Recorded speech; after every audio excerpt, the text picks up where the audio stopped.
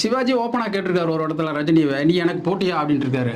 அப்புறம் அதே சமயத்துல வந்து எம்ஜிஆர் தனக்கு போட்டி அப்படின்னு சொல்லி உள்ளூர மனசுக்குள்ள நினைச்சிட்டு வெளியே சில விஷயங்கள் எல்லாம் செஞ்சதெல்லாம் இருக்கு. அது வெளிப்படையா நான் சொல்லலாம்.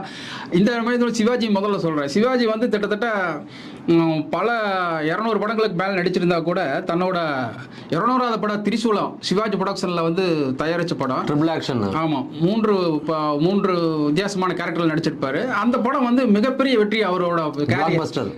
கரையர்லயே மிகப்பெரிய வெற்றி. அந்த படத்தை வந்து கிட்டத்தட்ட எல்லாருமே கொண்டாடிட்டு இருப்பாங்க. அப்போ 1979ல் அந்த படம் வந்துச்சு.